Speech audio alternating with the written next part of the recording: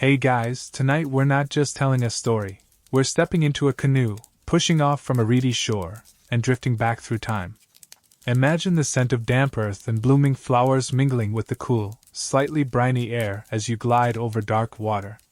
The gentle lapping against the hull is the only sound, save for distant bird calls and the soft rustle of reeds. Around you, a world unlike any you've ever known unfolds, not solid ground, but a shimmering mosaic of water and vibrant green. You're on a lake, yes, but this lake is also a farm, a neighborhood, a bustling highway, and the very foundation of a sprawling, powerful empire.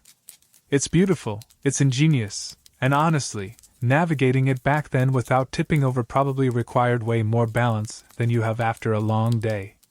So, before you get comfortable, take a moment to like the video and subscribe, but only if you genuinely enjoy what I do here. And if you're feeling up to it, drop your location and local time in the comments. It's always cool to see where everyone is tuning in from. Now, dim the lights, maybe turn on a fan for that soft background hum, and let's ease into tonight's journey together. You find yourself on the edge of something immense, a vast, interconnected system of lakes shimmering under the Mesoamerican sun. This is the basin of Mexico, centuries ago, long before concrete sprawl and traffic jams. At its heart lies Lake Texcoco, not a single body of water, but a complex of lakes, varying in depth and salinity, all linked together. And right there, rising improbably from the center of the largest lake, is Tenochtitlan, the magnificent capital of the Aztec Empire. It's a city built on water, connected by causeways dotted with temples, palaces, and marketplaces, a true marvel of engineering and human ambition. But cities, especially big ones, need food. Lots and lots of food.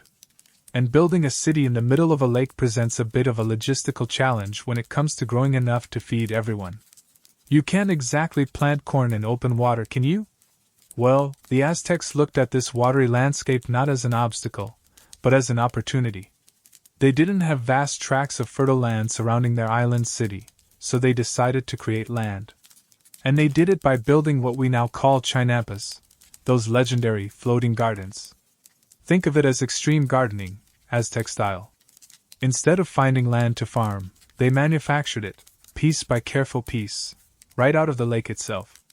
It was a revolutionary idea born of necessity, a direct response to the unique, and frankly, challenging environment they inhabited. Imagine the discussions. Okay, so we have this huge city, it's growing fast, and we're on a lake. How do we feed everyone? Import everything? Nah, too much hassle. Let's just make more land. Out of the water? It sounds crazy, right? Like trying to build a sandcastle in the bathtub. But they figured it out. They developed a system so productive, so sustainable, that it allowed Tenochtitlan to swell into one of the largest cities in the world at the time. And when I say large, I mean large.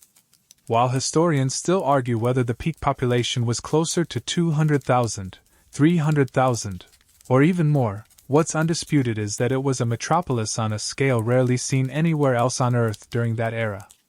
And feeding that many people without modern transportation or refrigeration required something truly extraordinary.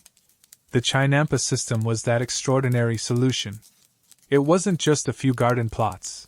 It was a vast, intricate network that eventually covered thousands of acres of the lake's surface. It transformed open water into incredibly fertile farmland, a green belt surrounding the island city, pulsating with life and productivity. You can almost hear the gentle splash of paddles, the distant shouts of farmers, the rustle of maize stalks in the breeze. It was a world where land and water were not separate entities, but interwoven, interdependent parts of a single, dynamic ecosystem managed by human hands. Stepping into this world, even just in our minds tonight, means accepting that the ground beneath you might be a carefully constructed raft of reeds and mud, anchored by willow trees. It means understanding that your commute might involve a canoe ride through canals that are also irrigation ditches. It means seeing the lake not just as a source of fish and water, but as the very soil from which your food grows. It's a perspective shift that's hard to grasp from our solid, paved-over modern existence. The Aztecs didn't just adapt to their environment, they fundamentally reshaped it, creating an artificial landscape that was both incredibly productive and, for a long time, remarkably sustainable. This journey we're taking tonight is about understanding how they did it, what life was like living and working on these floating gardens, and the profound impact this system had on their society and empire. It's a story of human ingenuity, ecological mastery, and a way of life that literally floated on water. You're standing, or rather, floating here, in this vast, watery expanse, and it's crucial to understand just what kind of water we're talking about. This isn't just one big bathtub. The Basin of Mexico was a complex system, a chain of interconnected lakes: Texcoco, Xochimilco, Chalco, Zumpango, and Xaltecan. Think of it like a series of ponds and lakes linked by natural channels and later, by human-made canals. Lake Texcoco, the largest and the one Tenochtitlan called home, sat right in the middle. And here's where it gets tricky: not all this water was the same. The southern lakes, Xochimilco and Chalco, were fed by freshwater springs bubbling up from the surrounding mountains. Beautiful, clear, perfect for drinking and, not leaving a crust of salt on everything. But as you moved north, especially into Lake Texcoco proper, the water became progressively more brackish, even outright saline. This was because Texcoco was the lowest point in the basin, and evaporation concentrated the minerals, turning it into something more like a giant, shallow, slightly salty soup. Imagine trying to water your prize-winning tomatoes with something that tastes vaguely like weak seawater. Not ideal. This mix of fresh and salt water was a constant challenge. The freshwater lakes were great, but they were also susceptible to flooding when those mountain springs got a little too enthusiastic during the rainy season. And Texcoco, being the basin's drain, was the ultimate destination for all that runoff. So you had this constant threat of rising water levels, potentially swamping your city and whatever attempts at farming you might try on the edges. On the flip side, during the dry season, evaporation could be intense, lowering water levels dramatically and increasing the salinity in Texcoco even further. It was a dynamic, sometimes volatile environment, a constant negotiation with nature. Building a massive city, and then trying to feed it, in the middle of this shifting, sometimes salty, flood-prone lake system? It sounds like a city planner's worst nightmare, or maybe their most exhilarating puzzle. For the Aztecs, it was just home. They needed a way to grow food reliably, year-round, right next to their city, without being at the mercy of distant fields or the lake's temperamental nature. Standard farming techniques, plowing fields, relying solely on rainfall, just wouldn't cut it here. The small islands were limited, and the land around the lake edges wasn't nearly enough to feed hundreds of thousands of people. Importing enough food by canoe from potentially hostile neighbors? Logistically, that's a headache wrapped in a nightmare. You'd need an armada of canoes constantly ferrying maize, beans, squash, and chili peppers. It would be like trying to feed modern New York City solely with delivery trucks from Pennsylvania. Technically possible, but incredibly inefficient and vulnerable. So, the Aztecs looked at the water, the very thing that made conventional farming impossible, and thought, okay, how do we turn this into farmland? It wasn't just about adapting, it was about a radical reimagining of agriculture. They saw the abundance of reeds, the thick aquatic vegetation, the rich mud on the lakebed, and the constant supply of water, albeit sometimes too much or too salty water, as resources. They didn't have vast forests for timber or quarries for stone on their island. Their primary building materials were literally in the lake or on its immediate shores. This environment, which would make most people throw up their hands and move somewhere else, became the canvas for their most brilliant innovation. Think about the sheer scale of the problem.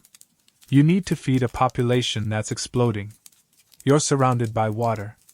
Some of that water is fresh, some is salty. All of it is subject to dramatic seasonal changes and the occasional devastating flood.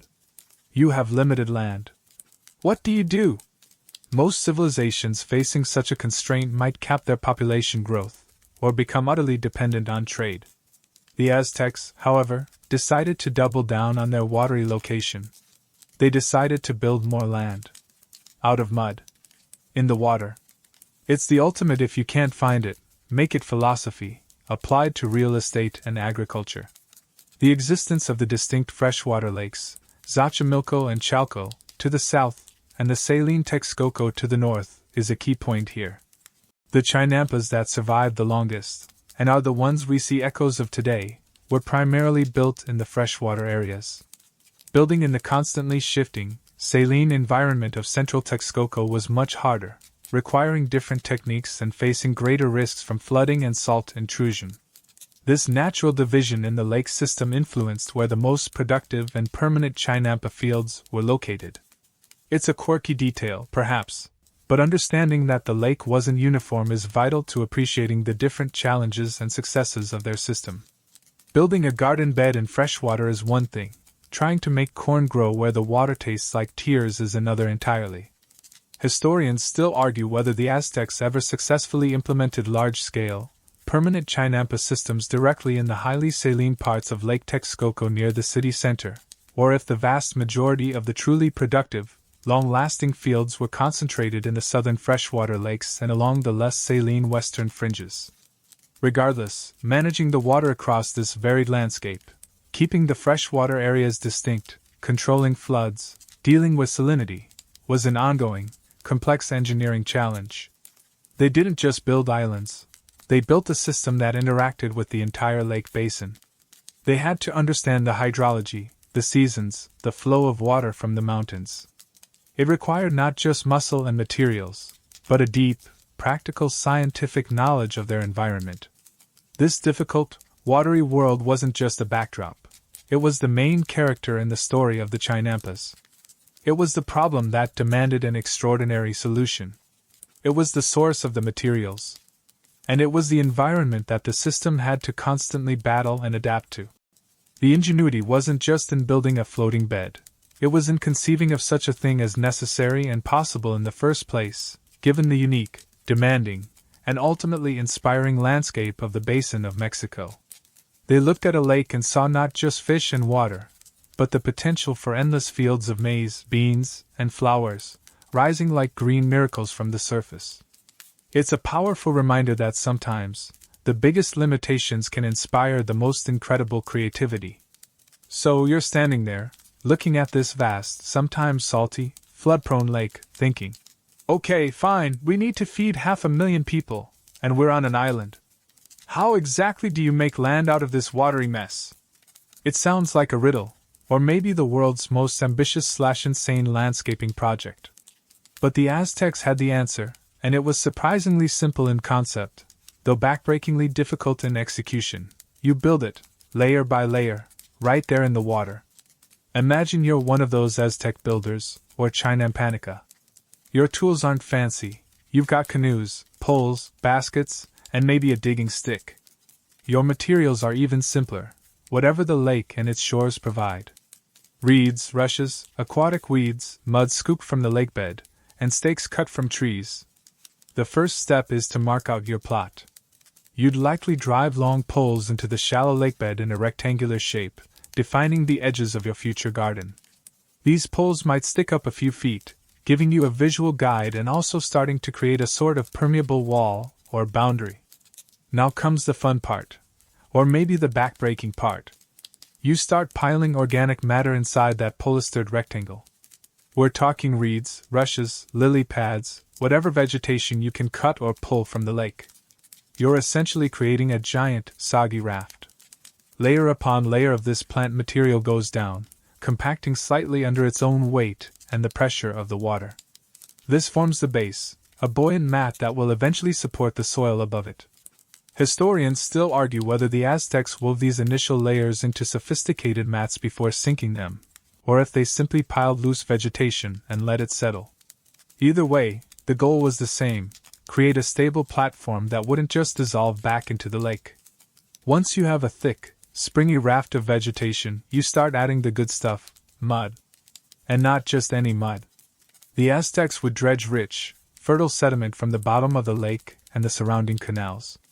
This lakebed mud was absolutely packed with nutrients, decaying organic matter, fish waste, minerals, basically nature's perfect compost, delivered right to your doorstep, or rather, your watery plot. You'd scoop this black, silt the mud into baskets and carry it by canoe to your developing Chinampa, then dump it onto the layers of vegetation. Scoop, paddle, dump. Repeat. Hundreds, maybe thousands of times for a single garden bed. It required incredible manual labor, day after day. Imagine doing that all day, every day. Your arms would look like you were training for the Aztec Olympics, if they had an event for competitive mud dredging. You keep layering the mud and vegetation. A layer of mud, then maybe more reeds, then more mud. This creates a kind of lasagna of fertility. The organic matter provides drainage and structure, while the mud provides the rich soil. As you add more mud, the structure starts to sink slightly, becoming more stable and less like an actual floating raft, and more like a raised garden bed emerging from the water. The sides would often be reinforced with more stakes or even stones to prevent the soil from washing away. The final, and perhaps most ingenious, touch was anchoring these artificial islands. Along the edges, often at the corners, the Aztecs would plant special trees, primarily the ahujote, pronounced ahuechote, or Mexican willow. This tree is perfectly suited for wet environments. It loves having its roots in water. As the ahujote trees grew, their extensive root systems would spread out, intertwining with the layers of mud and vegetation and reaching deep into the lakebed. These roots acted like natural anchors, holding the Chinampa firmly in place and preventing it from drifting away, which, let's be honest, would be a disaster for your crops, not to mention your house if you built one on it. The trees also helped prevent erosion of the edges and provided shade, creating a microclimate beneficial for some crops. It's a quirky detail, but these trees weren't just decorative. They were a vital piece of the engineering puzzle, like the rebar in a concrete structure, but alive and leafy. Building a single Chinampa was a significant undertaking, requiring coordination, muscle, and a deep understanding of the lake environment. It wasn't a quick weekend project. It took time, effort, and a constant supply of materials. But once built, a Chinampa was incredibly resilient and productive. The layers of organic matter ensured excellent drainage and aeration, even though the base was in water. The constant contact with the lake water, whether through capillary action or deliberate irrigation, meant the soil was always moist, eliminating the need to rely solely on rainfall. And the continuous replenishment of nutrients from the lakebed mud meant the soil remained fertile year after year, without needing long fallow periods like traditional land-based farming. Think about the mindset required. You're not just farming, you're literally creating the ground you farm on. It's like building your own private, super fertile island, tailor-made for growing food. And because you're building in shallow water, you're not fighting against gravity in the same way you would building on dry land. The water itself provides support during construction, and the buoyancy of the initial layers helps. It's a beautiful dance between human effort and natural processes, leveraging the resources the lake offered in the most efficient way possible. The scale of this work was immense. To feed a city of hundreds of thousands, you needed not just one or two Chinampas, but thousands upon thousands of them, covering vast areas of the lake's surface. This wasn't just individual farmers building small plots. It was a society-wide effort, a monumental act of landscape engineering driven by the fundamental need for sustenance. Every new Chinampa was a victory against the limitations of their environment, another square meter of incredibly fertile soil added to the empire's larder. It was a constant process of expansion and maintenance, a testament to the Aztecs' ingenuity and their willingness to undertake massive collective projects. They didn't just adapt to the lake, they fundamentally transformed it, turning a challenge into an opportunity on an unprecedented scale. So, you've seen how they built it, this incredible mosaic of land and water, piece by meticulous piece. Now, imagine not just visiting it, but living in it. This isn't just a farm on the edge of town. For many, this is home. You wake up not to the sound of carts rattling on cobblestones, but to the gentle lapping of water against the wooden poles of your house, built maybe right on the edge of a Chinampa, or perhaps on a slightly larger, more stable platform specifically constructed for housing. The air is damp and cool in the morning, carrying the scent of wet earth, blooming flowers, and the faint, earthy smell of the lake itself. Sunlight filters through the leaves of the ahujote trees lining the waterways, casting dappled patterns on the water. Your front yard isn't grass, it's a canal. Your mode of transport isn't walking or riding, it's paddling. Step out your door and you're not on a street, but at a canoe landing. Everywhere you look, there's green, the vibrant rows of maize, the bushy squash plants, the climbing beans, the colorful flowers cultivated not just for beauty but for offerings and dye. The canals are the highways, the sidewalks, the public squares. Neighbors paddle past on their way to market, loaded canoes glide by carrying produce, children learn to navigate the waterways almost before they can walk. Imagine learning to drive, but instead of a car, it's a dugout canoe, and instead of traffic lights, you're dodging other paddlers and slow-moving barges laden with mud. Probably less road rage, though maybe more splash-related incidents. Life here is dictated by the rhythm of the water and the cycle of the crops. Your day starts early, heading out onto your Chinampa plots. The soil is incredibly fertile, easy to work with simple digging sticks. You're planting, weeding, tending to the young sprouts, harvesting the mature plants. The work is physical, constant, and done in close partnership with the environment you've helped create.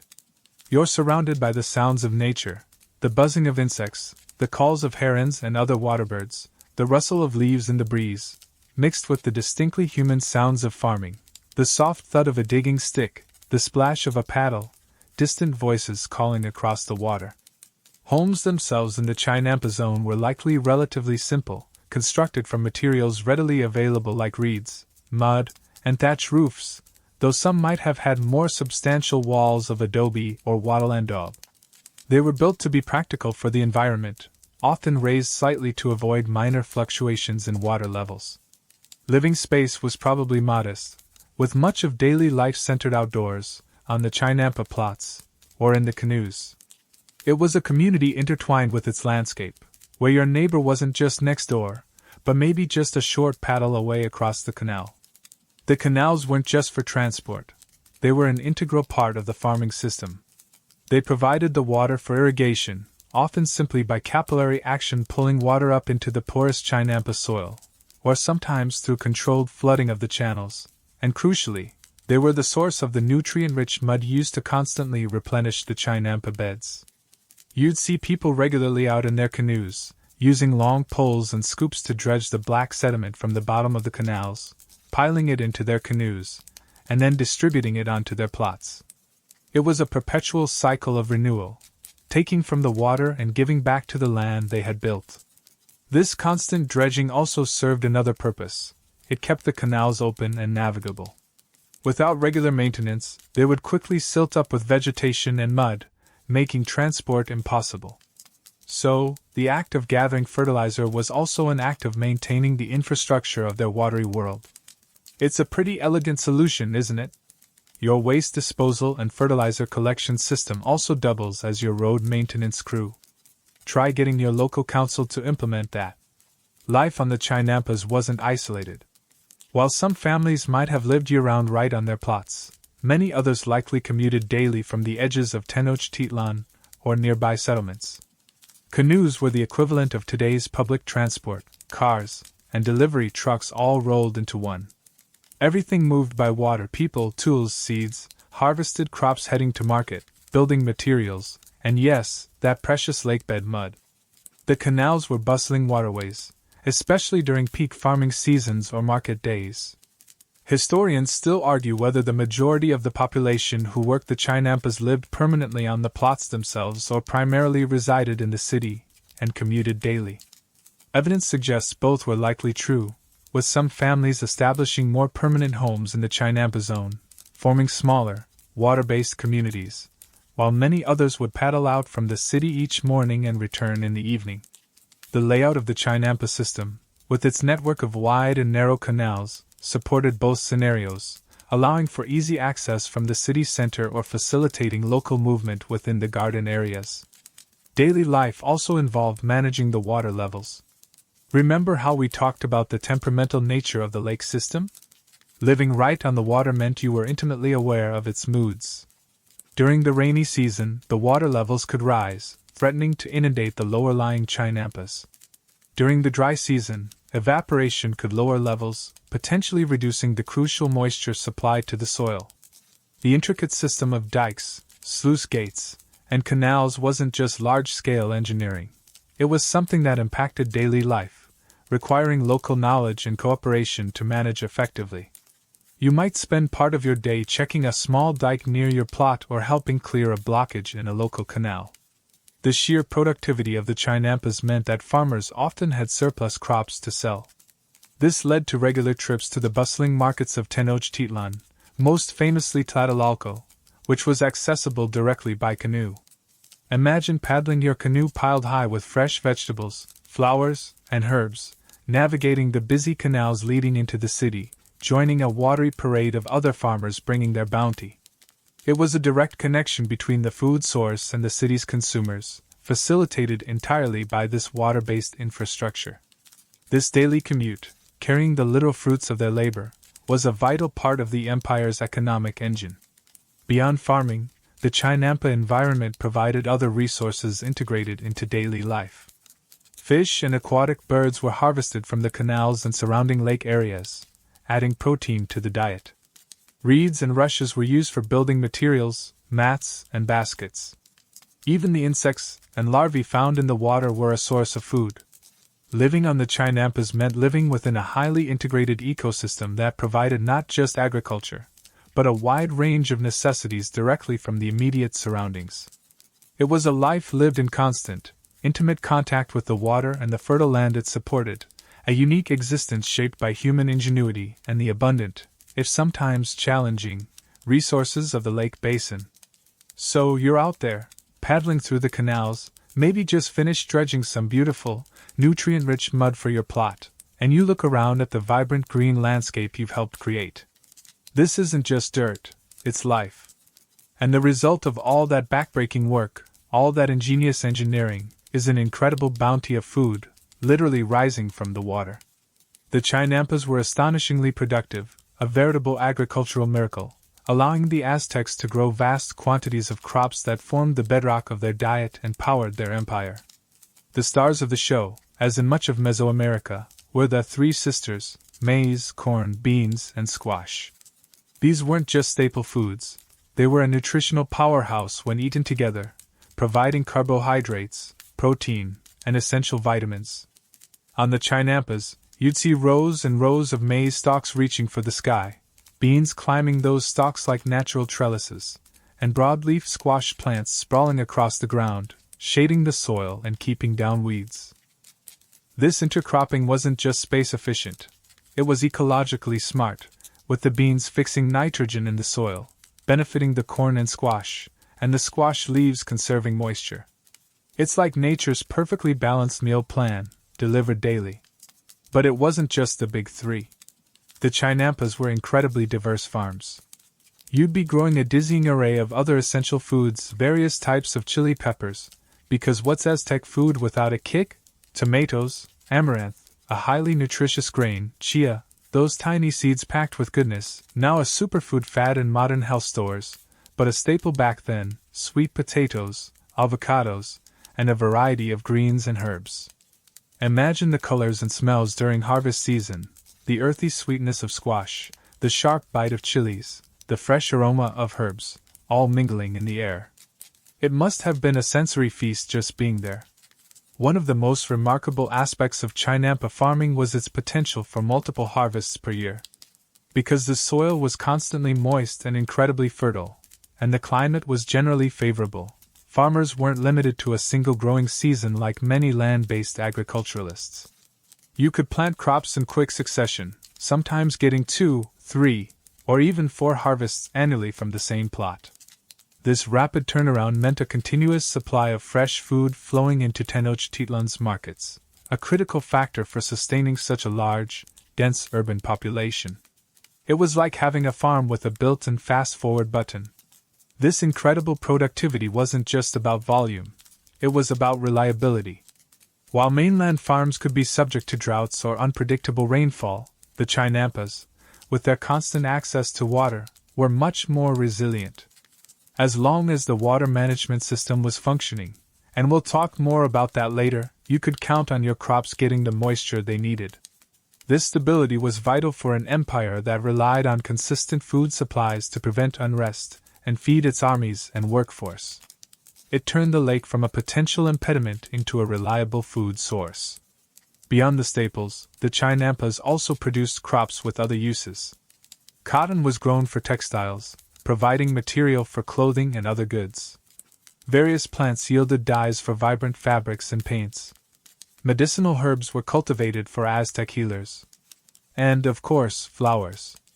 The Aztecs had a deep appreciation for flowers, using them in religious ceremonies, for decoration, and as offerings.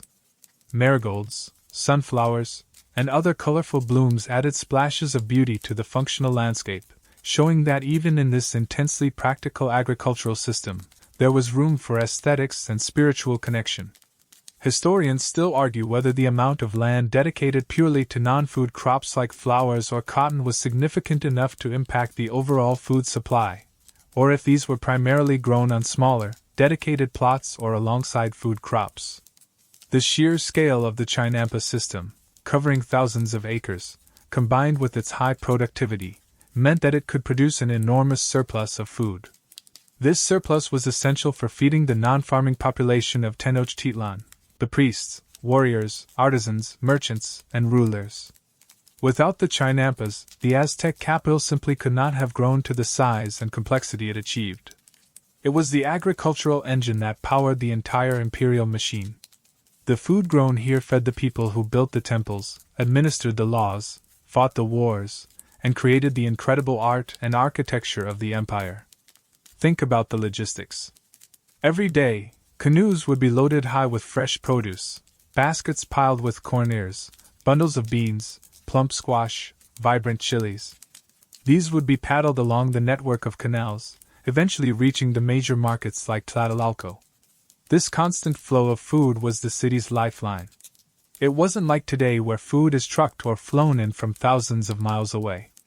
The source was right there, on the city's doorstep, or rather, floating on its surrounding waters. This localized, hyper-efficient food production system was a marvel. You could literally see your dinner being paddled towards you.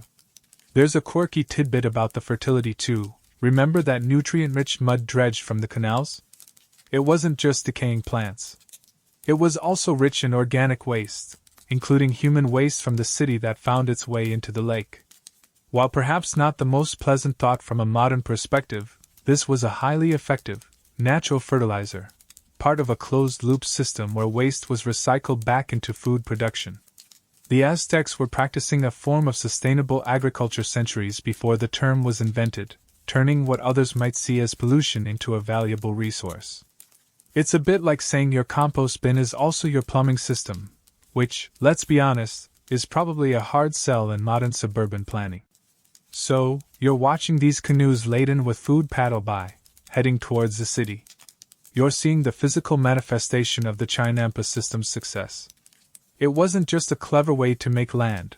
It was a revolutionary approach to agriculture that allowed a massive urban civilization to thrive in a challenging environment.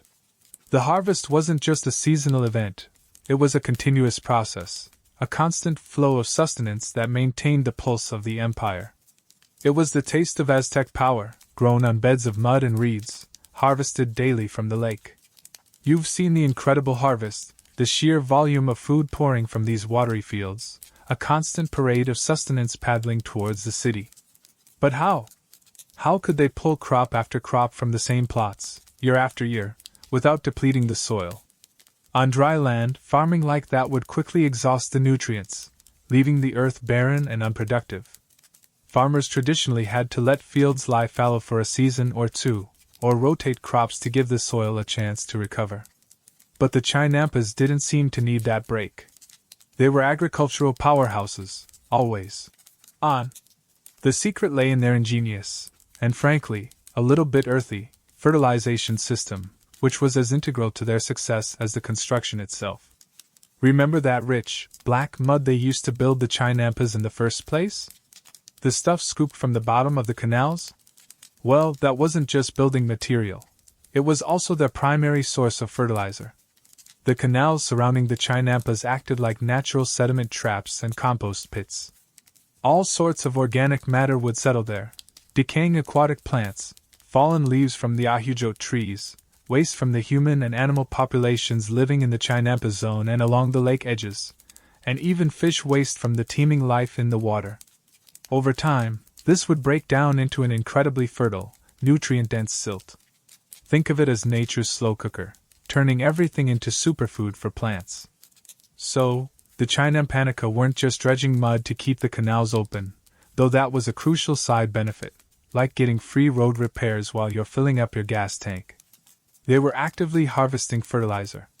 You'd see them out in their canoes regularly, equipped with long poles and large scoops or nets, reaching down into the murky depths of the canals. They would pull up basket after basket of this black gold, dripping and heavy, and paddle it back to their plots. Then, with simple tools or even just their hands, they would spread this rich mud over the surface of the Chinampa beds. This process was done frequently, not just once a year. Because the soil was constantly being worked and producing multiple harvests, it needed regular replenishment. It was a continuous cycle: grow crops, harvest crops, dredge mud, spread mud, plant new crops. This constant top-dressing with nutrient-rich sediment was what kept the soil profile deep, loose, and incredibly fertile. It wasn't just adding nutrients, it was also adding structure to the soil, keeping it from compacting and ensuring good aeration, even with its base in water. It was like getting a fresh delivery of premium potting mix every few weeks.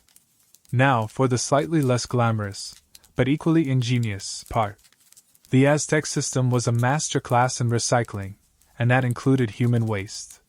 In Tenochtitlan and likely in the Chinampa communities as well, human waste was collected. It wasn't just dumped indiscriminately everywhere, though some would inevitably make its way into the lake. Specially designated canoes or collection points were used to gather excrement, particularly from the city's many public latrines and perhaps from individual households. This night soil, as it's sometimes called, was a highly valued resource. It was transported by canoe to the Chinampa areas, where it would be added to compost piles or, in some cases, mixed directly with the dredged lake mud before being spread on the fields. This might sound a bit, well, let's just say, rustic, by modern standards, but from a purely agricultural perspective, it was brilliant. Human waste is packed with nitrogen, phosphorus, and potassium, the key nutrients plants need to grow big and strong. By recycling this waste, the Aztecs weren't just disposing of it, they were closing the nutrient loop, returning valuable elements to the soil to fuel future harvests. It was an early form of sustainable sanitation and agriculture rolled into one. Imagine trying to convince people today that their sewage could be their garden's best friend. You'd probably get some skeptical looks, maybe even a few horrified gasps. Historians still argue whether the use of human waste as fertilizer was widespread and systematic across all Chinampa zones, or if it was more localized and varied depending on the specific community and their proximity to the city's collection points. Some evidence suggests it was a significant practice, contributing substantially to the Chinampa's fertility, while others propose the lake mud alone was the primary source of nutrients, with human waste being a supplementary, albeit important, addition. Regardless, the concept of deliberately collecting and utilizing organic waste, including human waste, for fertilization was a recognized practice that speaks volumes about their resourcefulness. Beyond the mud and the less mentionable contributions, other forms of organic matter were likely incorporated. Plant residues left over after harvest, weeds pulled from the beds, and possibly ash from cooking fires could have been added to the Chinampas to further enrich the soil. The system was designed to take advantage of every available organic resource. This continuous, resource-intensive fertilization process was a key factor in the Chinampa's ability to support such intense cultivation and multiple cropping cycles. While traditional farming relied on letting the land rest, the Chinampa system relied on constantly feeding the land it had created. It was an active, dynamic form of agriculture that required perpetual effort but delivered unparalleled productivity in return. You weren't just planting seeds and waiting, you were constantly maintaining, replenishing, and nurturing the very soil itself, using the abundant, if sometimes smelly, resources the lake provided. It was a testament to their understanding of ecological cycles and their willingness to engage in the necessary labor to make their artificial landscape thrive. You're seeing the mud spread, the seeds planted, the plants springing to life, fueled by this ingenious, slightly smelly, recycling system. But picture this, it's not just your plot, or your neighbor's plot. Look out across the lake, or what was the lake. As the Chinampas system expanded, driven by the insatiable demand for food from a growing city, it didn't just add a few garden beds here and there. It transformed the very landscape on an almost unbelievable scale. What started as scattered plots grew into a vast, intricate network, a green, watery mosaic that covered thousands upon thousands of acres of the lake's surface. Imagine flying over the basin of Mexico in a time machine, careful not to cause a historical paradox or scare a passing eagle. Instead of seeing open water or modern sprawl, you'd see this immense, geometric pattern spreading out from the island city of Tenochtitlan. It looked like a giant, green checkerboard or a vast, watery grid laid out across the lake. Long, narrow rectangular plots of land, the Chinampas themselves, were separated by equally long, straight canals. Each Chinampa was a strip of incredibly fertile soil, typically measuring around 5 to 10 meters wide and anywhere from 50 to 400 meters long. That's like taking a bunch of really long, narrow swimming pools and building garden beds in between them. And then doing that thousands of times. The layout wasn't arbitrary. This grid pattern was incredibly efficient. The narrow width of the Chinampas meant that the center of the plot was never more than a few meters away from a canal. This was crucial for two main reasons: access for transport and access to water. Need to get to your plot? Paddle down the canal? Need to transport tools, seeds, or your harvest? Load up the canoe in the canal right next to your crops. Need to get that nutrient-rich mud onto your fields? Dredge it from the canal you're floating in. And perhaps most importantly, the proximity to the water meant that the Chinampa soil stayed constantly moist through capillary action, wicking water up from the surrounding canals like a gigantic sponge. It was an integrated system where the transport network and the irrigation system were one and the same. Historians still argue whether the precise dimensions and layout of the Chinampas were standardized across the entire system or varied significantly based on local conditions, water depth, or the specific community building them. While there seems to have been a general preference for the long, narrow rectangle, archaeological evidence and historical accounts suggest there was likely variation in size and proportion depending on the specific area of the lake basin being cultivated. But regardless of the exact dimensions, the principle remained the same: maximizing the edge-to-water ratio for irrigation and transport efficiency. The scale of this transformation is hard to fully grasp. Estimates vary, but some scholars suggest the Chinampa system in the basin of Mexico eventually covered an area of around 9,000 to 10,000 hectares. That's roughly 22,000 to 25,000 acres. To put that in perspective, that's an area larger than the island of Manhattan, or roughly the size of 15,000 football fields, all converted into hyper-productive farmland floating on water. It required immense planning, coordination, and sustained labor over generations. This wasn't just farmers working their individual plots. This was a large-scale infrastructure project, a testament to the Aztec state's ability to organize and mobilize vast numbers of people for collective goals. Think about the sheer volume of material moved. Piling up reeds, vegetation, and countless tons of mud to create all that land. Digging out and maintaining thousands of miles of canals. Planting and tending to millions of ahujo trees to anchor the system. It dwarfs many modern construction projects in terms of manual labor and landscape alteration. It makes your weekend gardening project look like you just sprinkled some seeds on a sidewalk crack. This vast network wasn't uniform. As we touched upon earlier, the system was most extensive and productive in the southern freshwater lakes of Xochimilco and Chalco. Here, the water was clean, stable, and ideal for intensive agriculture. The Chinampas in these areas were more permanent and became the breadbasket of the empire. Closer to Tenochtitlan, in the more brackish or saline parts of Lake Texcoco, building and maintaining Chinampas was more challenging. While there were certainly Chinampas closer to the city, they may have been less extensive, more susceptible to environmental fluctuations, or required different construction and management techniques. The quirky tidbit here is that the Aztecs even attempted to build a massive dike system, the Albarracín of Nezahualcóyotl, stretching for miles across Lake Texcoco, specifically to separate the freshwater areas used for Chinampas and drinking water from the naturally saline waters of the lake's eastern side. This engineering marvel was designed to protect the Chinampa system from salt intrusion and flooding, showing the lengths they went to manage this complex environment. The canals weren't all the same size either. There were smaller canals winding between individual Chinampa plots, just wide enough for a single canoe. Then there were wider, main arteries that served as major transportation routes, connecting different areas of the Chinampa zone to each other and to the city. These wider canals would have been bustling with traffic, farmers, merchants, laborers, officials, all moving by paddle power. It was a truly aquatic city and agricultural system, where movement was defined by the waterways. This intricate layout and vast scale reveals something crucial about the Aztec Empire. Its power was built, quite literally, on a foundation of mud, reeds, and water management. The ability to feed a massive urban population sustainably and reliably was key to their social stability and military strength. The Chinampa system wasn't just a clever farming technique. It was a strategic asset, a controlled food production engine right on the doorstep of the capital, minimizing reliance on potentially vulnerable supply lines from distant territories.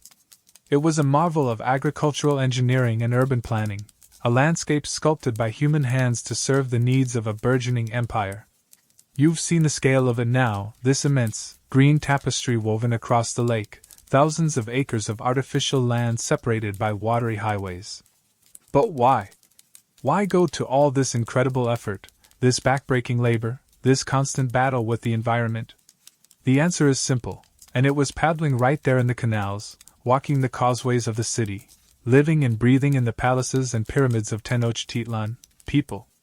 Lots and lots of people. Remember that huge city we talked about, rising from the water? That metropolis, depending on which historian you ask and which century of its existence you're looking at, was home to hundreds of thousands of souls. We're talking figures that rivaled or even surpassed the largest cities in Europe at the time. Imagine trying to feed a population the size of, say, medieval Paris or Naples, but doing it on an island in the middle of a lake, without trucks, trains, or even wheeled carts. The Aztecs didn't use wheels for transport. It's a logistical nightmare of epic proportions. This is where the true genius and necessity of the Chinampa system become crystal clear. It wasn't just a clever way to grow some extra vegetables. It was the absolute, non-negotiable foundation of the empire's ability to sustain its capital. Without the immense and reliable food production from the Chinampas, Tenochtitlan simply could not have existed at the scale and complexity it did. The city was a political, religious, and economic powerhouse, but its engine was fueled by the constant flow of maize, beans, squash, and other crops harvested from these watery fields. Think about it, you need enough food to feed potentially 500,000 people, every single day. Calories, protein, vitamins, a balanced diet, even by ancient standards. If you had to rely on farming only on the limited dry land around the lake basin, or importing everything from distant, potentially rebellious, conquered territories, you'd be constantly vulnerable. A bad harvest far away, a disrupted trade route, a local uprising, any of these could spell disaster for the city's food supply, leading to famine, unrest, and the potential collapse of the empire. It would be like trying to run a modern superpower whose capital relies entirely on imported snacks from countries it just invaded. Probably not a great long-term strategy. The Chinampas solved this problem by bringing the farm right to the city's doorstep. Or, more accurately, they built the farm on the city's doorstep. The vast network we discussed wasn't just impressive, it was strategically vital. It provided a massive, localized, and highly productive source of food that was relatively immune to the vagaries of weather that might affect mainland farms. The constant moisture from the canals meant crops kept growing even during dry spells. The rich, replenished soil meant consistent yields. And the multiple harvests per year ensured a steady supply throughout the year, avoiding seasonal shortages. The logistics of getting that food from the watery fields to the city's kitchens were centered entirely on the canal system. Every day, thousands of canoes would have been involved in transporting goods.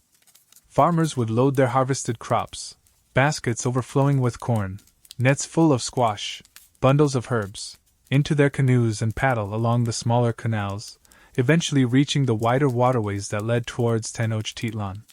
These main canals acted like major arteries, a constant flow of produce moving towards the city's markets. It was a watery supply chain, efficient and direct. Imagine rush hour, but instead of cars honking, its paddles splashing and maybe the occasional good-natured shout between passing farmers. Probably a little more serene, honestly. The primary destination for much of this bounty was Tlatelolco, the massive market complex adjacent to Tenochtitlan, and later incorporated into it. This market was legendary, one of the largest in the world at the time, described by the Spanish conquerors with awe. It was a bustling hub where goods from all corners of the empire were traded, but a huge proportion of the daily volume was the fresh produce arriving directly from the Chinampas via canoe. You could paddle your harvest right up to the market's edge and unload it for sale or tribute. This direct connection between producer and market, facilitated by the unique transport system, was incredibly efficient. It minimized spoilage and ensured that fresh food was constantly available to the urban population. This system of localized, intensive agriculture feeding a massive urban center is a mainstream historical fact that highlights the sophistication of Aztec society. The Chinampas were not just a farming technique, they were a fundamental component of the Aztec state's ability to organize, feed, and control its large population. They provided the surplus food necessary to support the non-agricultural classes, the priests who maintained the religious order, the warriors who expanded and defended the empire, the artisans who created its wealth and beauty, and the rulers who governed it all. Without the Chinampas, the entire structure of the Aztec Empire as we know it would likely have been impossible. Historians still argue whether the Chinampa system alone could entirely feed the peak population of Tenochtitlan, or if significant amounts of food tribute from conquered territories were also necessary to supplement the local production.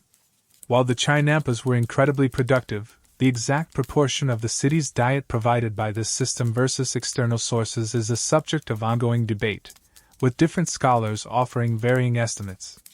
What is undisputed is that the Chinampas provided the bulk of the fresh produce and were the most reliable, year-round source of staple crops located immediately adjacent to the city.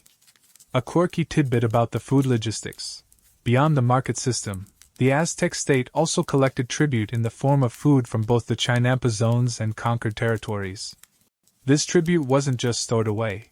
It was used to provision state workers, feed the army, and support the vast number of people involved in public works projects. So, your corn wasn't just going to market. Some of it might end up feeding the guys building the next temple or widening a causeway. It was a centralized system of collection and redistribution, ensuring that the state had direct access to the resources it needed to function, powered by the productivity of the Chinampas. The efficiency and scale of this food production system had profound consequences. It allowed Tenochtitlan to grow into a true metropolis, a center of power and culture. It freed up a significant portion of the population from the need to farm, allowing for specialization in other trades and crafts. It generated wealth through trade and tribute. And it provided a level of food security that was remarkable for its time, particularly for such a large urban population living in a challenging environment. You were literally living in a city built on water, surrounded by your food source, delivered daily by canoe. It's like ordering Uber Eats, but the restaurant is your neighbor's floating garden and the delivery driver is the farmer themselves. And you pay in cocoa beans or cotton cloaks, not credit card. So, as you picture those endless rows of crops, remember they weren't just pretty gardens. They were the engine of an empire, the fuel for its growth, the answer to the fundamental question of how to feed a vast city in the middle of a lake. Every ear of corn, every squash, every chili pepper harvested from a Chinampa was a small piece of the power that allowed the Aztecs to dominate Mesoamerica. It was a direct connection between the soil, or mud, rather, and the state, a testament to the fact that even the mightiest empires ultimately stand on a foundation of sustenance. You've seen the mud spread, the seeds planted, the plants springing to life, fueled by this ingenious, slightly smelly, recycling system. You've grasped the sheer volume of food pouring from these watery fields, a constant parade of sustenance paddling towards the city. But hold on a minute. While feeding hundreds of thousands was the primary goal, the Chinampa landscape and the surrounding lake environment weren't just a giant farm producing calories. They were a rich ecosystem, carefully managed, that provided a surprising array of other vital resources, adding layers of complexity and utility to this watery world. It was like living in a perfectly stocked general store that also happened to grow your dinner. Beyond the maize, beans, squash, and chilies, the core of the Aztec diet, the Chinampas and their adjacent canals were sources for materials and goods essential for daily life, trade, and even religious practice. Think about clothing. While cotton was also grown on drier lands in the empire, the Chinampas were capable of supporting cotton cultivation, providing fibers for spinning and weaving the textiles that were crucial for clothing, blankets, and even as a form of currency or tribute within the Aztec economy. Imagine fields of fluffy white cotton bolls interspersed with the green rows of corn, another texture and color added to the vibrant mosaic. Growing your clothes alongside your food? Talk about efficient land use. Then there were the dyes. The Aztecs were renowned for their vibrant textiles and paints. While some dyes came from insects like the cochineal, which fed on prickly pear cacti, also potentially grown on Chinampa edges or nearby land, or minerals, plants cultivated on or around the Chinampas provided others. Indigo, for that rich blue, could potentially be grown in these moist environments. Various other plants provided yellows, reds, and browns. So, your floating garden wasn't just feeding you. It was potentially coloring your clothes, your art, and the murals on the temples. It was a landscape that provided sustenance for the body and color for the soul. Medicinal plants were also crucial in Aztec society, which had a sophisticated understanding of herbal remedies. Many of these plants could thrive in the damp, fertile conditions of the Chinampas or along the canal banks. Aztec healers, or Ticidal, would have relied on a steady supply of these cultivated or semi-wild plants harvested from the Chinampa zone. Whether it was something for a stomach ache, a poultice for a wound, or ingredients for ritualistic purposes, the Chinampa environment contributed to the empire's pharmaceutical needs. It was like having a pharmacy growing right outside your door, which is way more convenient than trying to find an open drugstore at 2 a.m. And, of course, there were the flowers. We touched on them earlier, but their importance in Aztec culture went far beyond mere decoration. Flowers were deeply intertwined with religion, used in elaborate rituals, offerings to the gods, and as symbols of beauty, life, and death. The Chinampas were major producers of flowers, cultivated specifically for these purposes. Marigolds, sunflowers, dahlias, and many other native blooms added explosions of color to the green landscape and were transported in vast quantities to the city's temples and public spaces. This mainstream historical fact, the significant role of flowers in Aztec religious and social life and their cultivation on Chinampas, highlights that the system wasn't purely utilitarian, it supported the cultural and spiritual fabric of the empire too. It wasn't enough to just feed the body, they had to feed the gods and the senses too. But the resources weren't limited to what was deliberately planted. The very water of the canals and surrounding lake areas was teeming with life that the Aztecs harvested. Fish were a significant part of the diet, caught using nets, traps, and spears. The shallow waters of the Chinampa canals would have been ideal fishing grounds. Aquatic birds, like ducks and herons, were hunted from canoes. Their meat provided protein, and their feathers were used for elaborate costumes, headdresses, and artwork. And here's a quirky tidbit that might make your modern stomach churn slightly. The Aztecs also harvested insects and other small aquatic creatures from the lake and canals. Axolotls, a type of salamander, frogs, and their eggs were consumed. Perhaps most famously, they collected the eggs of certain water bugs, a wattle, which they would scrape from reeds, process, and eat as a kind of lake caviar, or press into cakes. They also gathered the nutrient-rich spirulina algae that grew on the lake's surface. It was a form of protein and nutrient harvesting that utilized every available resource in their unique environment.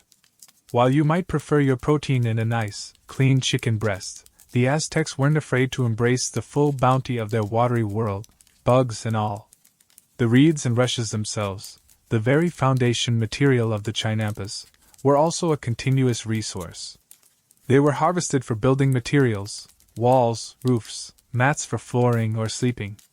Baskets, containers, and other essential items for daily life and agriculture were woven from these sturdy plant fibers.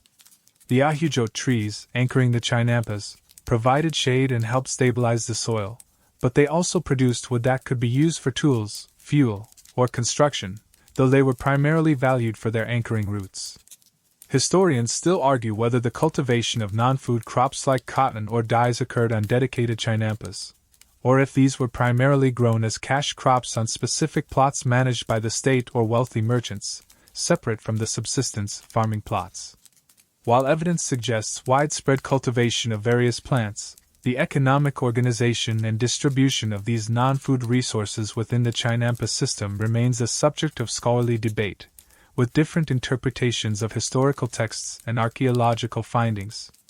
Managing this multi-resource landscape required a deep understanding of the environment and its cycles. It wasn't just about planting corn, it was about knowing when and where to harvest fish, when the water bug eggs were ready to be collected, which reeds were best for weaving, and how to cultivate delicate flowers alongside hardy vegetables. It was an integrated system where agriculture, fishing, hunting, and gathering all coexisted and contributed to the overall productivity and habitability of the Chinampa zone. So, as you drift through these canals, remember you're not just seeing a farm. You're seeing a complex, multifunctional landscape providing food, fiber, medicine, building materials, fuel, and even the vibrant colors used in art and ceremony. It was a testament to the Aztecs' ingenuity in squeezing every possible benefit from their unique, watery environment, turning a potentially limiting location into a source of incredible abundance and diversity. It was a world built on water, and sustained by everything that water could provide, from the mud beneath to the birds above and the bugs within. You've seen the incredible harvest, the sheer volume of food pouring from these watery fields, a constant parade of sustenance paddling towards the city. You've seen how it provides fiber, dyes, medicine, and even protein from bugs and algae. But who were the people who made all this happen? Who were the hands that built these floating beds, dredged the mud, planted the seeds, and brought in the endless harvest? This wasn't a landscape that managed itself, it required constant, intensive labor. And the people who lived and worked within this system, the Chinampanica, were a vital part of the Aztec social fabric. These weren't just occasional laborers. Chinampa farming was a highly skilled and specialized occupation. It required intimate knowledge of the lake environment, the seasons, the specific needs of different crops, and the complex techniques of building, maintaining, and fertilizing the plots. It was a way of life passed down through generations, likely within families or specific communities that had perfected the art of water-based agriculture. Imagine inheriting not just a farm, but the very ground it sits on, and the knowledge of how to keep it afloat and fertile, literally. It's a family business with slightly higher stakes than running a lemonade stand.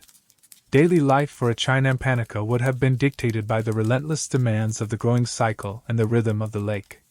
You'd be up before dawn, out on the water in your canoe, heading to your plots. The work was intensely physical, pulling the canoe, scooping heavy mud, bending to plant and weed, carrying baskets of produce. It wasn't a 9-to-5 job, it was sunrise to sunset, often 7 days a week, especially during peak planting and harvesting times. Think of it as farming, but your tractor is a canoe and your fields occasionally try to float away if you forget to replant the anchors. Children would have learned the trade from a young age, helping their parents with simpler tasks like weeding or pulling the canoe, gradually mastering the skills needed to manage their own plots. The community in the Chinampa zone would have been tightly knit, bound by shared labor, mutual reliance on the water system, and the common goal of producing food for the empire. They likely lived in clusters of homes built on more stable platforms or larger Chinampas, forming small villages connected by the canals. The Chinampas system required not just individual effort, but also collective action. Maintaining the canals, dredging them to keep them open and to gather fertilizer, was a community task. Managing the water levels, particularly in response to floods or droughts, involved cooperation across entire sections of the Chinampa zone, coordinating the opening and closing of sluice gates and the repair of dikes. This need for collective management instilled a strong sense of community and shared responsibility. It was like having a neighborhood association, but instead of arguing about lawn gnomes, you're coordinating flood control. The social status of the Chinampanica within Aztec society is a subject of some debate among historians. They were generally considered commoners, *Masahult and *, the broad base of Aztec society who owned land, or, in this case, the right to work the land they created, and paid taxes or tribute to the state and the nobility. However, given the vital importance and specialized nature of their work, they may have held a somewhat elevated status compared to other agricultural laborers, or at least enjoyed a certain level of respect for their skill and contribution.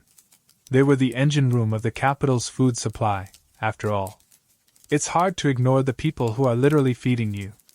Mainstream historical fact: the Chinampa system supported a distinct and highly skilled labor force, the Chinampanica, whose specialized knowledge and intensive labor were crucial to feeding the massive population of Tenochtitlan. This wasn't just farming, it was a unique form of water-based agriculture that required dedicated practitioners. Historians still argue whether the Chinampas were primarily privately owned by individual families or lineages, communally held by villages, or largely controlled by the Aztec state or nobility, with commoners working the plots as a form of tribute or rent. Evidence suggests a mix of these arrangements likely existed, with some Chinampas perhaps being hereditary family holdings, others belonging to communities, and significant areas possibly being state-controlled or attached to noble estates, producing food specifically for the elite or for tribute obligations. The exact balance of these different forms of ownership and labor organization across the vast Chinampa zone remains a complex area of study. A quirky tidbit about their tools: while they used simple digging sticks for planting and cultivation, the process of dredging mud from the canals relied on surprisingly effective tools. These often included large, scoop-like nets attached to long poles, sometimes reinforced with wickerwork, or even animal hides, allowing them to lift significant amounts of heavy, wet sediment from the canal bottom. It was a low-tech solution to a high-volume problem, proving you don't need heavy machinery when you have ingenuity and a strong back. Beyond the daily grind of farming, life would have included the rhythms of Aztec culture and religion.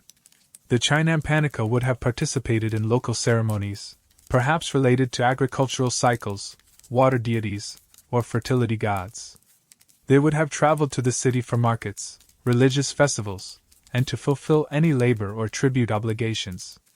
Their world was connected to the wider empire, even as they lived and worked in their unique watery landscape.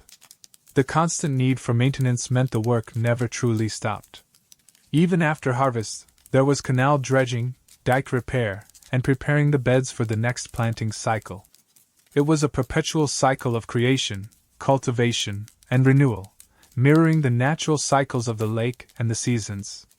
This intensive, continuous labor was the price of the Chinampa's incredible productivity. So, as you glide through the canals, imagine the people who spent their lives here. The strong arms pulling the canoes, the hands caked with rich mud, the eyes scanning the crops for readiness or signs of trouble. They were the heart and soul of the Chinampa system, the human element that transformed a challenging environment into an agricultural marvel. Their lives were inextricably linked to the water and the land they built, a testament to human resilience, ingenuity, and the sheer hard work required to feed an empire. So, you've seen the incredible work of the Chinampanica, the constant labor of building, dredging, planting, and harvesting that kept this watery world alive and productive. But all that effort, all that ingenious farming, would have been impossible without an equally sophisticated mastery over the very thing the Chinampas floated on, the water itself. Remember that complex, sometimes temperamental system of lakes? The mix of fresh and salt water, the constant threat of floods during the rainy season, the risk of water levels dropping too low during the dry spells. Living and farming on the water meant you were intimately dependent on controlling it. This wasn't just passive adaptation. It was active, large-scale environmental engineering on a level that would impress even modern hydrologists. The Aztecs developed an intricate system of water management, a network of dikes, causeways, and sluice gates that worked in concert with the natural channels and the Chinampa canals to regulate water levels, prevent flooding, and keep the crucial freshwater areas distinct from the salty ones. Think of it as the world's most complicated plumbing system, built out of earth, stone, and wood, designed to manage the flow of an entire lake basin. It was a project that required immense planning, coordination, and ongoing maintenance, another layer of the collective effort that underpinned the empire. The most famous example of this hydraulic engineering was the Great Dike, the Narrated of Nezahualcóyotl, named after the ruler of Texcoco who helped design it, long before the Aztecs fully dominated the basin, but later maintained and utilized by them. This wasn't just a simple wall. It was a massive structure, miles long, built across Lake Texcoco. Its primary purpose was ingenious: to separate the fresh water coming from the southern lakes and springs, which was vital for the Chinampas and for drinking water, from the naturally brackish and saline waters of the northern and eastern parts of Lake Texcoco. It was like building a giant filter and barrier in the middle of your city's water supply, ensuring the good stuff stayed accessible and the salty stuff stayed away from your farms and homes. Imagine building a wall across a significant part of the Chesapeake Bay today. That's the scale we're talking about, but done with ancient technology. This dike wasn't entirely solid. It incorporated a series of sluice gates, essentially massive wooden doors or barriers that could be opened and closed. These gates allowed for controlled passage of canoes and, crucially, allowed the Aztecs to manage water levels. If the freshwater lakes to the south were getting too high during the rainy season, threatening to flood the Chinampas, they could open some gates in the dike to let excess water flow into the lower, souther side of Texcoco. If water levels were dropping during the dry season, they could close gates to retain fresh water in the southern sections. It was a delicate balancing act, constantly adjusting to the natural influx and evaporation of water across the entire basin. It required a deep understanding of the lake's hydrology and the seasonal weather patterns. Within the Chinampa zones themselves, at a more local level, similar principles applied. Smaller dikes and gates were used to control water flow within sections of the canal network. These local controls allowed farmers to manage the water levels immediately surrounding their plots. In some areas, they might have been able to deliberately raise water levels in the canals to ensure the soil wicked up enough moisture, or lower them for maintenance, or during periods of excessive rain. This localized management complemented the large-scale control provided by the major dikes. It was like having both a city-wide water authority and neighborhood associations managing the local taps and drains. The canals themselves were, of course, an integral part of this system. They served not only as transport routes and sources of fertilizer but also as irrigation channels. The narrow width of the Chinampas ensured that the porous soil was in constant contact with the water, allowing capillary action to draw moisture upwards, keeping the plant roots hydrated without needing manual watering cans, which, honestly, would have been a nightmare on this scale. This passive irrigation was incredibly efficient, ensuring consistent moisture even during dry periods, provided the water level in the surrounding canal was maintained correctly. Mainstream historical fact: the Aztec Empire constructed and maintained extensive hydraulic infrastructure, including large dikes like the Narrated of Nezahualcóyotl and sophisticated sluice gates, to manage the complex lake system for flood control, water quality, and agricultural irrigation. A quirky tidbit about the Narrated: accounts from the Spanish describe it as being built from a core of stones and earth, reinforced with bundles of reeds and wickerwork, and topped with large wooden posts. It was a truly massive undertaking, requiring the mobilization of thousands of laborers and vast quantities of materials. Imagine the sheer scale of the engineering challenge, building something this long and substantial in the middle of a lake with no modern tools. It makes your last argument with an assembly instruction manual seem trivial by comparison. Historians still argue whether the entire water management system was centrally planned and controlled by the Aztec state from Tenochtitlan, or if there was significant local autonomy and community-level management of the dikes and gates within the various Chinampa zones and surrounding towns. While the major dikes like the Albaridan were clearly state-level projects, the day-to-day management of smaller canals and gates likely involved significant local coordination and decision-making by the Chinampanica communities themselves. The constant maintenance required for this system was immense. Dikes needed reinforcing, gates needed repair, and canals needed continuous dredging to prevent silting. This was part of the daily life and collective responsibility of the people living in the Chinampa zone and the basin towns. It was a never-ending battle against the forces of nature, sedimentation, erosion, the sheer volume of water during floods. Neglecting the system, even for a short time, could have catastrophic consequences for the crops and the communities. It was like owning a boat that also happens to be your farm and your house. You really need to stay on top of the repairs. This mastery over water wasn't just about practical necessity. It likely held significant symbolic and religious meaning. Control over the life-giving waters, the ability to manage floods and droughts, would have been seen not just as a feat of engineering but as a sign of favor from or power over the deities associated with water, rain, and fertility. It connected the earthly labor of the Chinampanica to the divine forces that governed their world. The success of the Chinampas, enabled by this water management, was perhaps seen as evidence of the Aztecs' unique relationship with these powerful gods. So, as you drift through the canals, feel the water against your hand, hear it lapping against the banks. Remember that this wasn't just a natural waterway. It was part of a vast, carefully controlled system. Every channel, every bank, every distant dike played a role in maintaining the delicate balance that allowed this artificial landscape to thrive. It was a testament to human ingenuity, collective action, and a deep, practical understanding of the environment, all in service of feeding an empire and literally keeping their world afloat. You've seen the incredible work of the Chinampanica, the constant labor of building, dredging, planting, and harvesting that kept this watery world alive and productive. But all that effort, all that ingenious farming, would have been impossible without an equally sophisticated mastery over the very thing the Chinampas floated on, the water itself. Remember that complex, sometimes temperamental system of lakes? The mix of fresh and salt water, the constant threat of floods during the rainy season, the risk of water levels dropping too low during the dry spells? Living and farming on the water meant you were intimately dependent on controlling it. This wasn't just passive adaptation. It was active, large-scale environmental engineering on a level that would impress even modern hydrologists.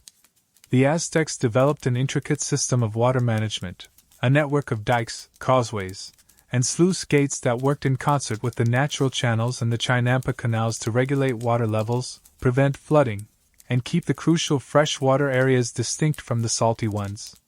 Think of it as the world's most complicated plumbing system, built out of earth, stone, and wood, designed to manage the flow of an entire lake basin. It was a project that required immense planning, coordination, and ongoing maintenance, another layer of the collective effort that underpinned the empire. The most famous example of this hydraulic engineering was the Great Dike, the Albaridan of Nezahualcóyotl, named after the ruler of Texcoco who helped design it, long before the Aztecs fully dominated the basin, but later maintained and utilized by them. This wasn't just a simple wall. It was a massive structure, miles long, built across Lake Texcoco. Its primary purpose was ingenious: to separate the fresh water coming from the southern lakes and springs, which was vital for the Chinampas and for drinking water, from the naturally brackish and saline waters of the northern and eastern parts of Lake Texcoco. It was like building a giant filter and barrier in the middle of your city's water supply, ensuring the good stuff stayed accessible and the salty stuff stayed away from your farms and homes. Imagine building a wall across a significant part of the Chesapeake Bay today. That's the scale we're talking about, but done with ancient technology. This dike wasn't entirely solid. It incorporated a series of sluice gates, essentially massive wooden doors or barriers that could be opened and closed. These gates allowed for controlled passage of canoes and, crucially, allowed the Aztecs to manage water levels. If the freshwater lakes to the south were getting too high during the rainy season, threatening to flood the Chinampas, they could open some gates in the dike to let excess water flow into the lower, southern side of Texcoco. If water levels were dropping during the dry season, they could close gates to retain fresh water in the southern sections. It was a delicate balancing act, constantly adjusting to the natural influx and evaporation of water across the entire basin. It required a deep understanding of the lake's hydrology and the seasonal weather patterns. Within the Chinampa zones themselves, at a more local level, similar principles applied. Smaller dikes and gates were used to control water flow within sections of the canal network. These local controls allowed farmers to manage the water levels immediately surrounding their plots. In some areas, they might have been able to deliberately raise water levels in the canals to ensure the soil wicked up enough moisture, or lower them for maintenance, or during periods of excessive rain. This localized management complemented the large-scale control provided by the major dikes. It was like having both a city-wide water authority and neighborhood associations managing the local taps and drains. The canals themselves were, of course, an integral part of this system. They served not only as transport routes and sources of fertilizer but also as irrigation channels. The narrow width of the Chinampas ensured that the porous soil was in constant contact with the water, allowing capillary action to draw moisture upwards, keeping the plant roots hydrated without needing manual watering cans, which, honestly, would have been a nightmare on this scale. This passive irrigation was incredibly efficient, ensuring consistent moisture even during dry periods, provided the water level in the surrounding canal was maintained correctly. Mainstream historical fact: the Aztec Empire constructed and maintained extensive hydraulic infrastructure, including large dikes like the Albarracín of Nezahualcóyotl and sophisticated sluice gates, to manage the complex lake system for flood control, water quality, and agricultural irrigation. A quirky tidbit about the Albarracín: accounts from the Spanish describe it as being built from a core of stones and earth, reinforced with bundles of reeds and wickerwork, and topped with large wooden posts. It was a truly massive undertaking, requiring the mobilization of thousands of laborers and vast quantities of materials. Imagine the sheer scale of the engineering challenge, building something this long and substantial in the middle of a lake with no modern tools. It makes your last argument with an assembly instruction manual seem trivial by comparison. Historians still argue whether the entire water management system was centrally planned and controlled by the Aztec state from Tenochtitlan, or if there was significant local autonomy and community-level management of the dikes and gates within the various Chinampa zones and surrounding towns. While the major dikes like the Albarracín were clearly state-level projects, the day-to-day management of smaller canals and gates likely involved significant local coordination and decision-making by the Chinampanica communities themselves. The constant maintenance required for this system was immense. Dikes needed reinforcing, gates needed repair, and canals needed continuous dredging to prevent silting. This was part of the daily life and collective responsibility of the people living in the Chinampa zone and the basin towns. It was a never-ending battle against the forces of nature, sedimentation, erosion, the sheer volume of water during floods. Neglecting the system, even for a short time, could have catastrophic consequences for the crops and the communities. It was like owning a boat that also happens to be your farm and your house. You really need to stay on top of the repairs. This mastery over water wasn't just about practical necessity. It likely held significant symbolic and religious meaning. Control over the life-giving waters, the ability to manage floods and droughts, would have been seen not just as a feat of engineering but as a sign of favor from or power over the deities associated with water, rain, and fertility. It connected the earthly labor of the Chinampanica to the divine forces that governed their world. The success of the Chinampas, enabled by this water management, was perhaps seen as evidence of the Aztecs' unique relationship with these powerful gods. So, as you drift through the canals, feel the water against your hand, hear it lapping against the banks. Remember that this wasn't just a natural waterway. It was part of a vast, carefully controlled system. Every channel, every bank, every distant dike played a role in maintaining the delicate balance that allowed this artificial landscape to thrive. It was a testament to human ingenuity, collective action, and a deep, practical understanding of the environment, all in service of feeding an empire and literally keeping their world afloat.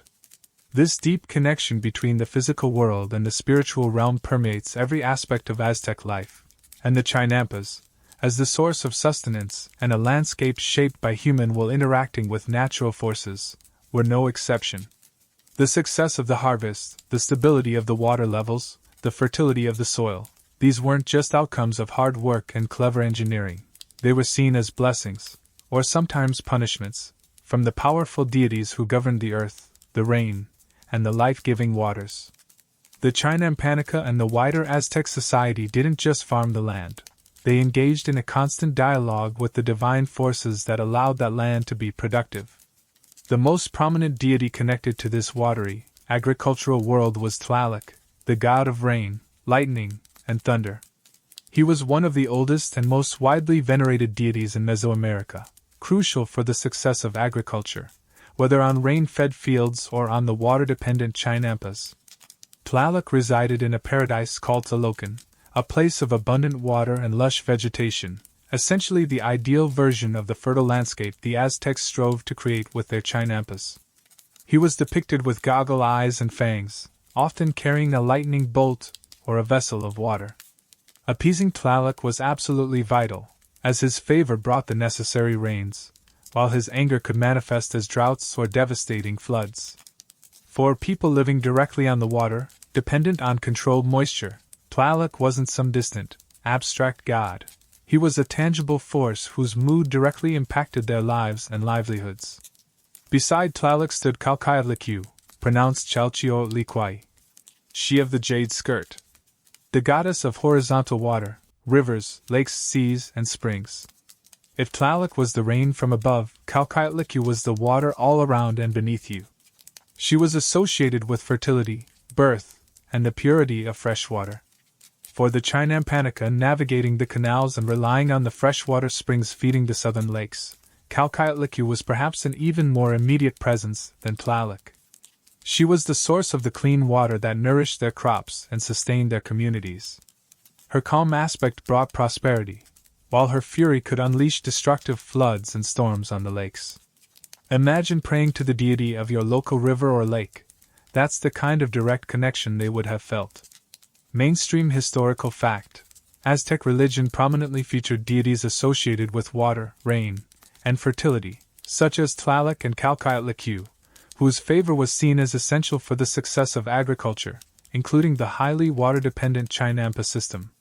The Chinampa landscape itself, with its vibrant growth emerging from the water, could be seen as a physical manifestation of the power and benevolence of these gods.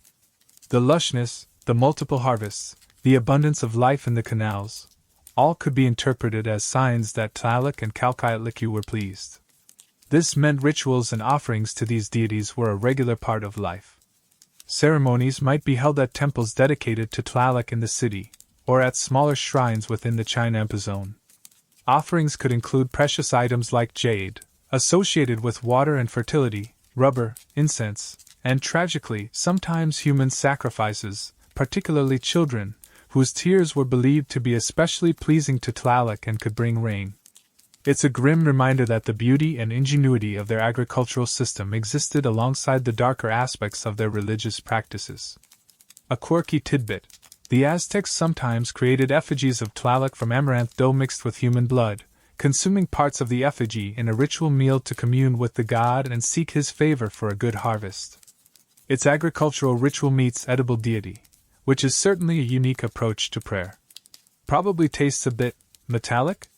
Historians still argue about the extent to which the state-sponsored religious practices centered in Tenochtitlan permeated the daily religious lives of the Chinampanica communities, or if local, community-specific rituals and beliefs related to water and fertility deities were more dominant in the Chinampa zones. While the major state cults were important, the practical reliance on and intimate interaction with the local environment likely fostered strong local religious traditions as well. The intricate water management system, the dikes, gates, and canals, could also be seen through a religious lens. While practical tools, their construction and maintenance could be acts of devotion, attempts to work in harmony with or even channel the power of the water deities. A successful flood control project wasn't just good engineering. It might be interpreted as a sign that the gods approved of the Aztecs' efforts to manage their environment. Conversely, a devastating flood or a severe drought might be seen as divine punishment, requiring intensified rituals and offerings to regain the gods' favor. The constant struggle to control the lake was perhaps mirrored by the constant effort to maintain a good relationship with the divine forces that held ultimate power over water and earth. So, as you paddle through this green labyrinth, remember that the hands tending the crops and managing the water were also hands raised in prayer. The success of this incredible agricultural system wasn't just a matter of human ingenuity and hard work. It was deeply interwoven with the spiritual beliefs of the people who created and maintained it. They saw the divine in the rain, in the springs, in the very water their world floated on, and they sought to live and work in a way that honored and appeased the powerful gods of earth and water, upon whose favor their very survival depended. You've seen this world at its peak, a vibrant, fertile landscape, a testament to human ingenuity, collective effort, and a deep connection to the divine forces of water and earth. It felt, perhaps, like a place designed to last forever, blessed by Tlaloc and Calcailacu, a permanent green heart feeding a mighty empire. But history, as it often does, had other plans. Across the ocean, a different empire was stirring, driven by different gods and a very different worldview. And when those two worlds collided, the impact on this delicate, intricate system was devastating, leading to a decline from which the Chinampas would never fully recover on their original scale. The arrival of the Spanish conquistadors, led by Hernán Cortés, in the early 16th century marked the beginning of the end for the Aztec Empire and, consequently, for the Chinampa system as it had existed for centuries. The conquest wasn't just a change in rulers. It was a violent disruption of the entire social, economic, and environmental order of the Basin of Mexico. The initial conflict itself took a terrible toll. During the brutal siege of Tenochtitlan in 1521, the Spanish, with their indigenous allies, fought their way through the city, which was built on and surrounded by this very lake system. They used brigantines, small sailing ships, built on the shores and launched onto Lake Texcoco. To gain access and break the Aztec defenses, they deliberately destroyed sections of the causeways and, crucially, parts of the dikes and Chinampa fields. Imagine trying to navigate a war zone where your farm is literally part of the battlefield, being torn apart by ships and soldiers. It's hard to grow corn when people are fighting over it. This physical destruction was just the beginning. The true blow to the Chinampa system came from the collapse of the Aztec social structure and the imposition of Spanish colonial rule. Remember the Chinampanica, those skilled farmers whose lives were dedicated to maintaining this complex system? Their communities were decimated by war, disease brought by the Europeans, against which indigenous populations had no immunity, and the disruption of their traditional way of life. The collective organization that was essential for managing the dikes, canals, and communal tasks like dredging broke down. The intricate web of tribute obligations and state control that helped coordinate labor and resources for large-scale maintenance projects vanished. Under Spanish rule, the priorities shifted dramatically. The Spanish were primarily interested in extracting wealth, gold, silver, and resources that could be easily exported back to Europe. They also brought with them agricultural practices and preferences from their homeland, which were based on dryland farming, not water-based systems. They preferred familiar crops like wheat and barley, and introduced livestock like cattle, sheep, and horses. These animals, particularly cattle, were ill-suited to the fragile Chinampa environment. Their hooves could damage the canal banks and compact the soil, and they required large areas for grazing, often at the expense of fertile land or by trampling existing fields. Imagine trying to keep a herd of cows from wandering onto your carefully built floating garden. It's a recipe for bovine-induced disaster. Mainstream historical fact: the Spanish conquest directly impacted the Chinampa system through physical destruction during the siege, the collapse of the indigenous social and labor structures that maintained it, and the introduction of different agricultural practices and priorities. Perhaps the most significant long-term impact of Spanish rule was their approach to the lake itself. Unlike the Aztecs, who sought to manage and live with the water, the Spanish viewed the lake system, particularly the flood-prone Lake Texcoco, primarily as a nuisance and a barrier to expansion. Their solution was not sophisticated water management aimed at coexistence, but large-scale drainage projects aimed at getting rid of the water entirely. Starting in the early 17th century, they undertook massive engineering projects, like the Huatoca Canal, to drain the basin of Mexico and control flooding around the now Spanish city, built on the ruins of Tenochtitlan, which they renamed Mexico City. This drainage had profound and largely negative consequences for the Chinampas. As the overall water levels in the basin dropped, the freshwater areas crucial for the most productive Chinampas shrank. The delicate hydrological balance was upset. The lowering water table made capillary irrigation less effective in many areas. Furthermore, while drainage reduced some types of flooding, it exacerbated others. When intense rains did occur, the altered landscape, with less natural water storage in the lakes and disrupted drainage patterns, could lead to sudden, devastating floods in the lower-lying areas, including remaining Chinampa zones. And as the lake receded and became shallower, the remaining water, particularly in parts of Texcoco, became even more saline, making it unsuitable for agriculture. It was like trading a complex, manageable water system for a simpler, but ultimately more destructive, method of just trying to make the water disappear. The lack of consistent maintenance also took its toll. Without the organized, collective labor of the Aztec era, the dikes crumbled, the sluice gates fell into disrepair, and the canals silted up. The continuous dredging that provided fertilizer and kept the waterways open slowed or stopped in many areas. Chinampas that weren't actively maintained would eventually erode, their carefully constructed layers washing away, or they would become overgrown and less productive. It's like owning a classic car but never changing the oil. Eventually it just stops running.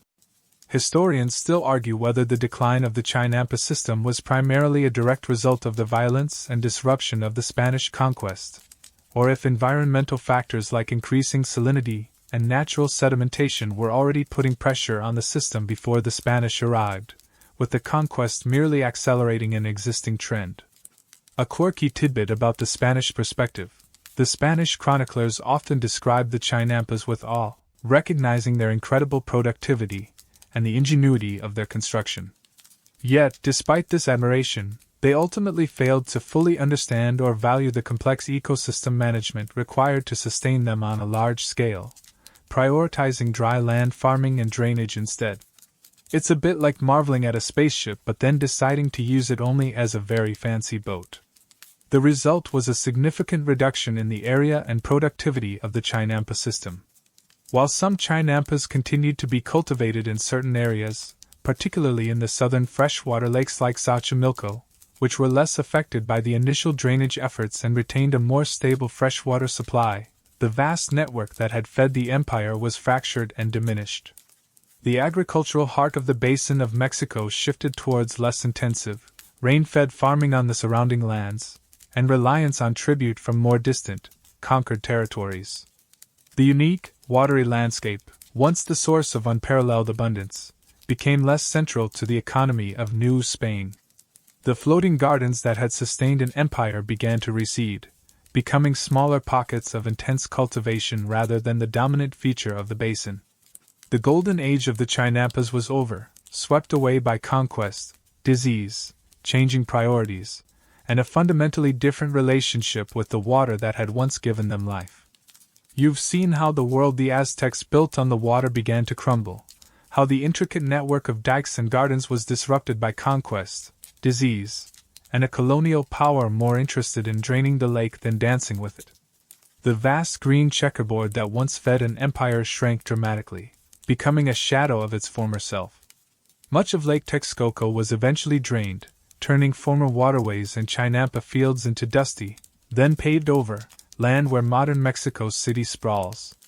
It seems like this incredible story of floating gardens should end there, a fascinating historical footnote swallowed by concrete and progress. But look closer. Even today, echoes of that ancient ingenuity persist, clinging to life in pockets of the basin, most famously in a place whose name whispers of the past, Xochimilco. While the Chinampa system was largely destroyed or abandoned in the areas closest to the burgeoning Spanish city built on Tenochtitlan's ruins, it managed to survive, albeit on a reduced scale and with altered purpose, in the southern freshwater lakes. Xochimilco and Chalco, remember, were fed by those vital freshwater springs, making them less susceptible to the increasing salinity of the draining Texcoco. The Albarracín of Nezahualcóyotl and other dikes, though damaged, provided some continued separation, and the inherent stability of the freshwater environment was more forgiving than the volatile central lake. Here, some communities of Chinampanica managed to hold on to their land and their way of life, continuing to cultivate the floating gardens much as their ancestors had. It was a lifeline that endured, a green heart still beating faintly in the basin. Today, if you visit Xochimilco, you step into a world that feels like a living, breathing museum of the Chinampa era. The landscape is still a mosaic of water and cultivated plots, crisscrossed by a network of canals. You glide along in a trajinera, those brightly painted, flat-bottomed boats adorned with floral arches and often bearing women's names, pushed along by a remero with a long pole, much like the canoes of old. The waterways are lined with those familiar ahujo trees, their gnarled roots still reaching into the water, anchoring the land and providing shade, living sentinels of the ancient system. You see the rectangular plots, still built up from the water, still incredibly fertile. It's a direct, tangible link to that world you've been imagining tonight.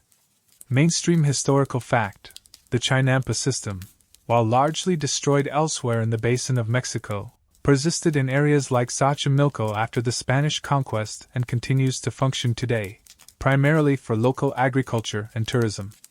The modern Chinampas in Xochimilco still utilize the fundamental techniques developed by the Aztecs. Farmers still dredge the rich mud from the bottom of the canals to fertilize the beds, a practice locally known as fango. They still plant in layers of organic matter and mud.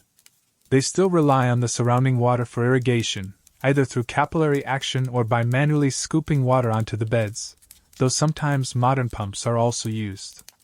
The crops grown are similar to maize, beans, squash, chilies, tomatoes, and a huge variety of vegetables, herbs, and importantly, flowers.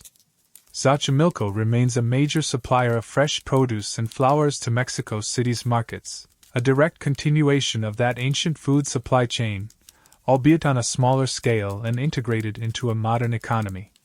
It's like your ancient farming techniques are so good, they're still competing with industrial agriculture centuries later. Take that, monocropping! However, the modern reality of Xochimilco is also a complex blend of tradition and change. While the core agricultural techniques remain, the purpose and context have shifted. Today, a significant part of the Chinampa area is dedicated not just to food production, but to tourism. The trajineras filled with visitors, the floating vendors selling food, drinks, and souvenirs, the mariachi bands serenading passengers. This vibrant tourist scene is now a major economic driver for the area. This dual identity, a working agricultural landscape that is also a popular recreational zone, presents its own set of challenges. It's a bit like trying to farm your backyard while also hosting a never-ending party. A quirky tidbit: the trajineras themselves, with their elaborate decorations and names, are a direct evolution of the ancient Aztec canoes, adapted over centuries. While the basic shape and function remain similar, long, flat-bottomed, poled, their transformation into floating party boats is perhaps one of the more unexpected parts of the Chinampa legacy. Imagine an Aztec farmer trying to explain to Tlaloc why there are mariachi bands floating down the irrigation ditches now. Historians still argue whether the modern Chinampas in Xochimilco are a direct, unbroken continuation of the Aztec system or if they represent a modified, post-conquest adaptation that retained some original techniques but operated under fundamentally different social and economic structures. The degree of continuity versus adaptation is a subject of ongoing scholarly debate. The challenges facing modern Xochimilco are also significant. Water quality is a major concern.